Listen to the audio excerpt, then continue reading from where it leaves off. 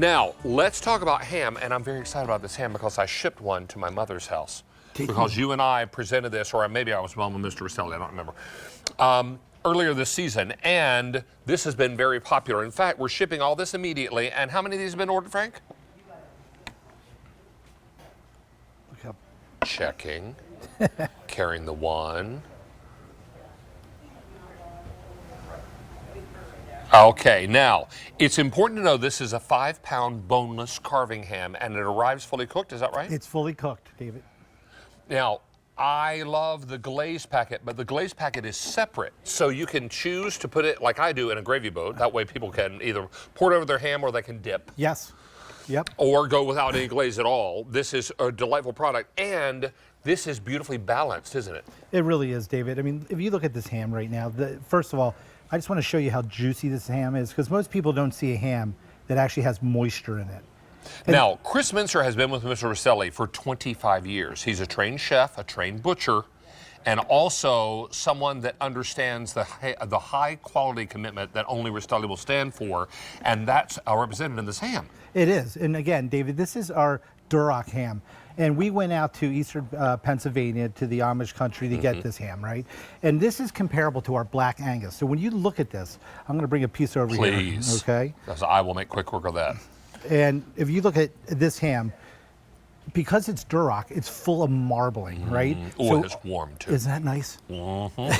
So when you get a Duroc ham, you get marbling. When you get marbling, you get flavor. When you and get the balance flavor, is so nice, sir. It is so nice. And why, David, is because what we do is after we get this to the butcher shop, it comes to us fresh. We don't age this. Right. Then what we do is we trim it, leave just a little fat on there for a reason. For flavor. For flavor and for the smoking, right? And then what we do is brine for 4 hours in a brining solution that protects it during the smoking. That keeps it juicy. Keeps it juicy. Look at this juice here. This is not water, because this is not injected. This is a single... 2 complaints about ham. It's too salty or it's too dry. This is A, not salty. It's not salty. And B, not dry. And it's not dry. And David, we use apple wood to smoke this, actually from upstate New York, because the wood's really hard there. Yeah. And then it's smoked for 8 hours.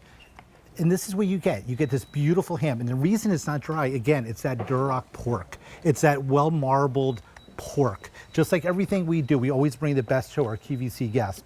And this is the best in ham. Well, and Mom is not able to stand for long periods of time, so I wanted to go with something that was fully cooked.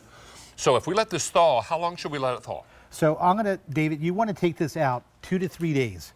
Before you're going to serve it. Yeah, before you're going to heat it. It's 5 pounds. Okay. And it's no bone, no fat. You're going to eat this from end to end. It's going to easily feed 16 to 20 people. Ever been to a wedding at a country club and there is a dude or a dudette in the corner in a chef's outfit carving a ham like this under a heat lamp?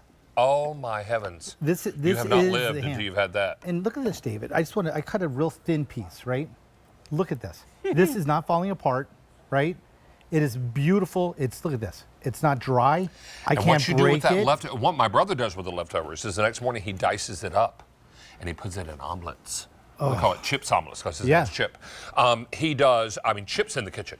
And so I'm like, I bow to greatness because he makes a really fantastic omelet. And I can eat my weight in omelets because they're good for you.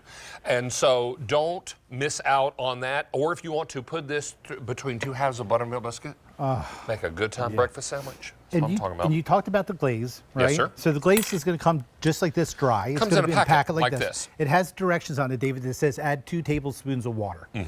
I add apple cider. Oh, that'd be nice. I add pineapple juice instead of water, or even ginger ale. I'm right there with you. I love flavor.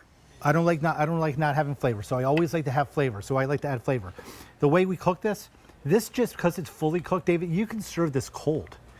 This is going to be the easiest thing you do for the holiday. This is going to be literally, if you look at it up over here, David, let's go over here. This is how actually Ray serves it at the house. Just with like pineapple rings. He does the pineapples and then he just puts a nice beautiful glaze on it. And this is how he serves it. And it's the star of the show. And there's absolutely no work because it is fully cooked. There is no bone. So this is 5 pounds. You can't do this wrong. Now, what's your best suggestion for heating it if we want to heat it? So after you thaw it out for the couple days, right? We put it into a pan, if you have a rack, put it on a rack, put a little ginger ale in there. Or apple juice. Apple juice, cider, pineapple juice. And then just cook it for about, I tent mine for the first 35 minutes. Then I take it off, How take high the an tent oven? off, 350 for about 45 minutes. And again, you're not cooking this. This You're is just heating done. it. You're just warming this. You're heating it and eating it. Heat and eat, and that's it. That's how simple this is. So juicy. I mean, I feel like I need to wipe my chin.